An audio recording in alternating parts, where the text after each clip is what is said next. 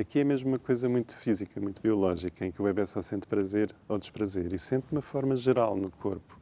Ele ainda está a construir o conhecer o corpo dele, ainda está a construir o saber que existe. É muito engraçado, uma das formas de percebermos se o bebê está a ter prazer ou não, se está a gostar ou não, se está feliz ou não, e isto vem de uns estudos que foram feitos, que havia necessidade de medir o grau de satisfação do bebê perante algumas experiências. Então, o que se reparou é na frequência que o bebê xuxa na xuxa. Aquela coisa que eles fazem. Não sei imitar o barulho, sim. Quantas mais vezes ele fizer isso, quando ele faz isso muitas vezes, está super feliz. Ui! Então, e os meus que nunca quiseram Xuxa na As vida? minhas também fica não. a saber. Ok. As minhas Nunca também sempre não. rejeitaram Aí não dá Xuxa. para ver. Eu até, Punha-se a boca, eu cuspiam até aquilo. comprei Xuxas com luz, que aquilo à noite tinha luz. E elas mesmo assim nunca quiseram. Aí, tem que se medir de outra maneira. Tem que se medir de outra maneira, devem dar outros sinais, com certeza. Mas este da Xuxa é engraçado porque nota-se mesmo quando se faz um metábulo e eles têm prazer, fazem logo aquele barulho da Xuxa, mais frequência de minuto. Então, eles têm que repetir estes metábolos várias vezes até organizar o que estão a organizar nesse passo. E neste caso é a consciência do seu eu físico e que existem fisicamente.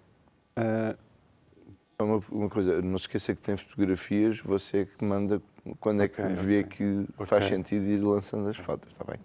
Pronto. Então, quando se repete isto vezes suficientes, passa-se para o segundo passo, que é a reação circular da atenção. E aqui é mais ou menos até 1 ano e meio, 2 anos. O ideal será até 1 ano e meio, em que o bebê já começa a dar iniciativas à mãe também. E contingências à mãe também. Não só faz iniciativas e aí já espera a contingência da mãe, como também já contém a mãe. A partir dessa altura o bebê começa a ser mais interessante e divertido para as mães, quando passa para este segundo passo. E a brincadeira que ele faz, o metábulo que ele faz, é o conter e vazar. Por exemplo, na água, estas crianças quando estão a tomar banho é super organizador para eles estarem com água, passar água de um lado para o outro. Eles adoram. Aquilo é super organizador para o aparelho mental deles.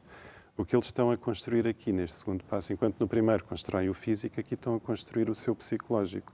Então precisam de repetir isto vezes e vezes suficientes, o conter o outro e o ser contido, para construir a pessoa que são, para ir tendo respostas do outro, para perceberem quem realmente são. E é isto, é o conter e vazar. Muitas vezes os pais têm os brinquedos todos numa caixa, por exemplo, e querem que a criança tire os brinquedos e comece a brincar. E a brincadeira dela é despejar a caixa. Pois. Porque é um metábulo que ela precisa. Precisa despejar a caixa e depois precisa de pôr tudo na caixa outra vez. De preferência com o adulto ali. Agora tu, agora eu. Agora tu pões, agora ponho eu. Vezes suficientes, e aquilo dá prazer à criança, vezes suficientes para a criança se intuir. Quando isso não acontece, a criança fica sem conseguir perceber muito bem as suas emoções, sem conseguir perceber muito bem quem é, o que é que gosta, o que é que não gosta. E muitas vezes o sofrimento dessa criança ou a carência dessa criança é agida. E aqui entramos em situações de hiperatividade, por exemplo, em que a atenção e a concentração estão comprometidas porque falta esta calma interior que se ganha quando a pessoa tem noção já de quem é, de que existe psicologicamente. Estas crianças ainda não têm.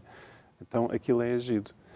Mas repetindo vezes suficientes isto do conter e ser contido, passa-se para o passo seguinte, que é o terceiro passo.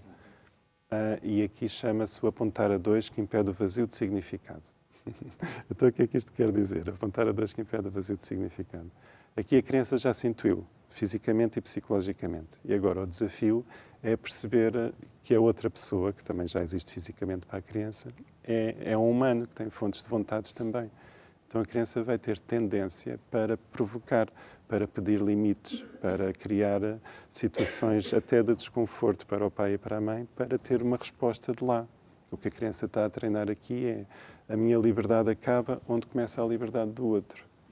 E ele ainda não sabe isso. Então, naturalmente, tem, às vezes, condutas um pouco mais desafiantes e um pouco mais opositoras. Às vezes até se costuma falar da adolescência dos bebés, que é ali entre os 2 e os 3 anos, em que eles estão nesta fase, estão neste momento de construção interna de quem são e de quem os outros são. Que a mãe tem o sentir também, como é que a mãe sente, como é que o pai sente. Então eles têm esta tendência de serem um bocado traquinas. mas é importante os pais olharem para isto não como a criança está a ser má ou a criança está a ser mal comportada, porque está também, mas como sinal de necessidade de perceber que o outro tem um sentir. Porque elas começam com isto muito cedo. Às vezes, com 1 ano, eles começam logo a testar limites. Mas com 1 ano, como é uma criança tão bonita, às vezes os pais deixam passar e não põem os limites que têm que pôr. E aquilo vai desorganizando a criança. Aqui o metábulo é este, é pedir limites. E é o apontar a 2 que impede o vazio de significado. É, por exemplo, a criança dizer, olha, aqui tem um pássaro. E o pai diz, não, aqui não tem pássaro nenhum. E a criança, não, tem um pássaro. E o pai, não tem pássaro nenhum. Fica com a tua opinião e eu fico com a minha. Aqui não se apontou a 2. A criança ficou a pensar que isto tinha um pássaro e o adulto fica a pensar que não tem. O trabalho que o pai tem que fazer é, tem um pássaro, deixa ver. Ok. Pela tua perspectiva e pela tua opinião e pela tua forma de sentir, tu podes ver que aqui está um pássaro. Mas olha, agora anda comigo, vê deste lado, como é que eu sinto as coisas. Estás a ver, deste lado não tem pássaro. Então, para ti pode ter um pássaro, mas para mim não tem. E aí, é este apontar a 2 que vai impedir o vazio da criança, o vazio de significado, que naquela relação com o pai e com a mãe vão fazendo aprendizagens do sentido das coisas e do sentido dos comportamentos e do sentido do agir e do não agir, que vai dar conteúdo à criança. Se a criança não fica com este conteúdo do respeito pelo outro, acaba por entrar em condutas desafiantes ou opositoras. E depois, à medida que os anos vão passando, se isto não é resolvido ali com 2, 3 anos, o metábulo começa a ser mais visível, mais alto, cada vez mais alto. E se chegar à adolescência, é mesmo muito alto, porque a certa altura os limites já não são pedidos aos pais, são pedidos à sociedade, ou mesmo ao físico, através do consumo de drogas, por exemplo, através de comportamentos delinquentes. Mesmo a palavra delinquente tem link lá no meio, não é? É quando falta o link. E o link é esta parte entre os 2 e os 3 anos, que é muito importante os pais terem esta consciência que aquela criança é uma esponja e que está a beber aquilo tudo. Nestas alturas as crianças pedem muita atenção, pedem muita experiência de se sentirem acompanhados. Está o Cuco, aos 2, 3 anos. Era pedir limites. Aí fez bem se zangar com ela e dizer, olha, tu não voltas a fazer isto porque eu fiquei-me a sentir assim. E depois fartei-me de chorar agarrada a ela. E ela aí percebeu o seu sentir, e nunca claramente. mais fez. E nunca mais fez, resolveu. Se calhar até foi bom isso acontecer na vossa vida, porque aí resolveu logo, se calhar, o 3º passo. Passou logo para a Foi logo resolvido. Nós andávamos sempre a brincar. Ela gostava muito, ia em casa, mas em casa é uma coisa, não é? Na rua nunca tinha feito nada semelhante. Foi testá-la, Cristina. E faz parte, é biológico. Sim. Ainda bem que está a testá-la, porque quer dizer que já passou o 1º e o 2º passo. Já não vai ter em adulto questões mais ligadas à psicose, por exemplo.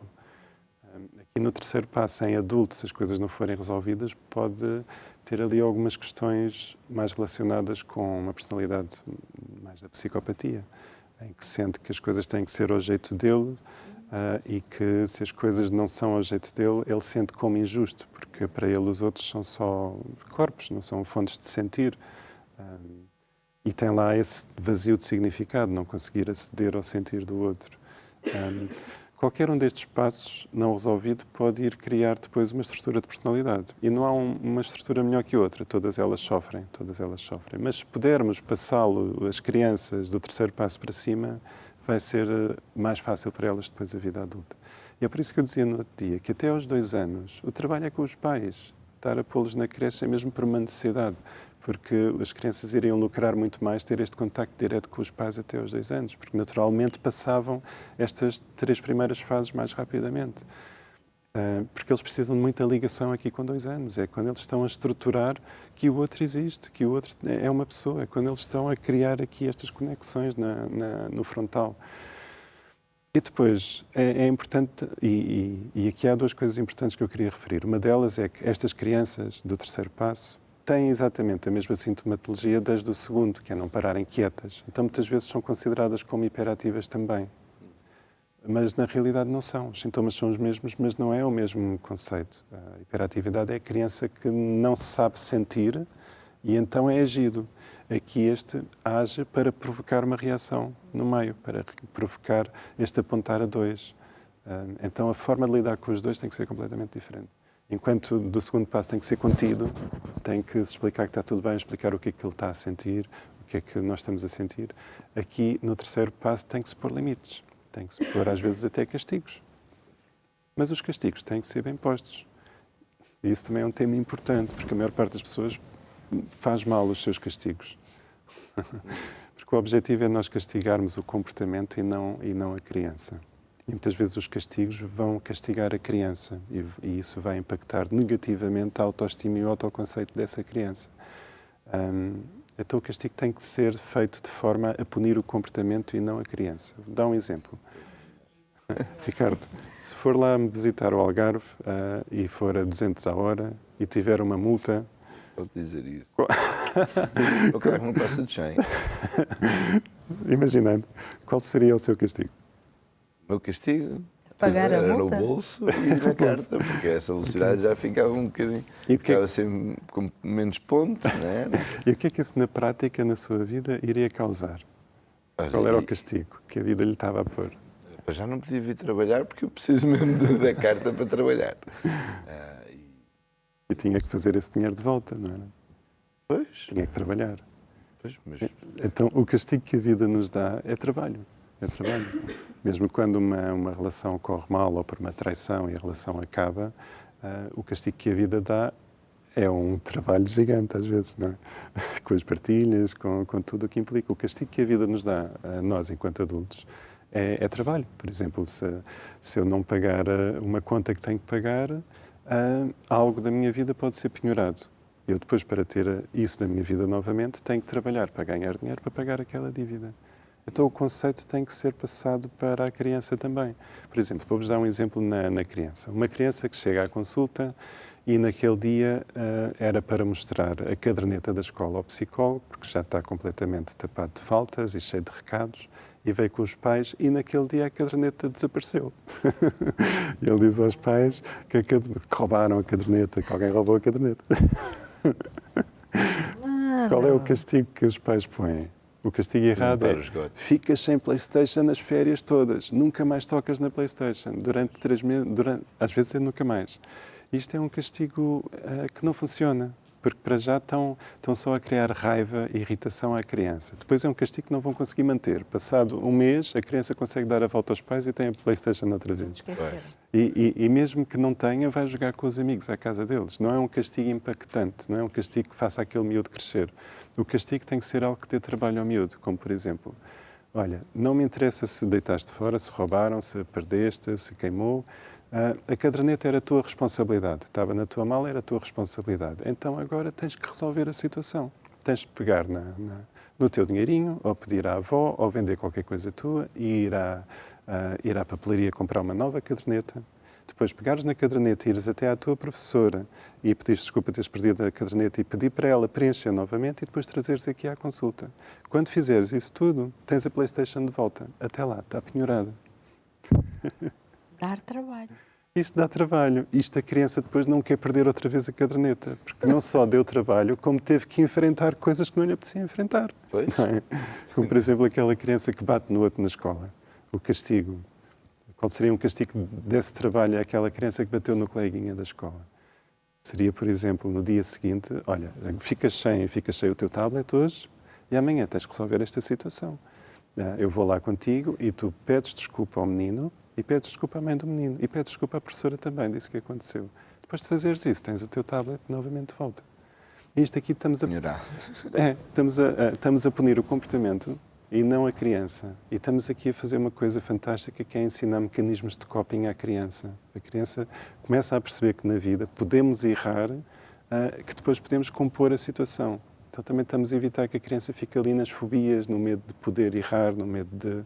Estamos a dar competências à criança, estamos a ensinar competências, estamos a aproveitar algo que não correu tão bem para fazer a criança crescer. E eles depois, aí por eles, não querem errar novamente, porque deu trabalho e deu desconforto, porque o crescer traz desconforto, não é? Há consequências. Os nossos atos têm consequências. E quanto mais cedo eles perceberem isso, melhor, mais felizes vão ser. e mais responsáveis vão ser, e vão ter noção de que não vale a pena estar na culpa e na atribuição externa. O que vale a pena é assumir a responsabilidade do erro e tentar fazer o que está nas nossas mãos para melhorar aquela situação. E aí estamos a fazer a criança ficar mais adulta. Então é este tipo de castigos que se devem pôr. Eu, quando estava na primária, eu tinha uma professora que gostava muito, de vez em quando, deixar-nos sozinhos na sala e ir para a conversa com a professora da sala ao lado, lá para o corredor. E era suposto nós ficarmos a fazer um trabalho, né? Mas qualquer, né? Eu e mais 2 ou 3, e se sempre fazer pouco barulho, saíamos do lugar e brincávamos. E, uma vez parti um daqueles vidros grandes da janela. Bem, quando ela ouviu aquilo, entrou, para além das reguadas que levei, mas isto já era habitual.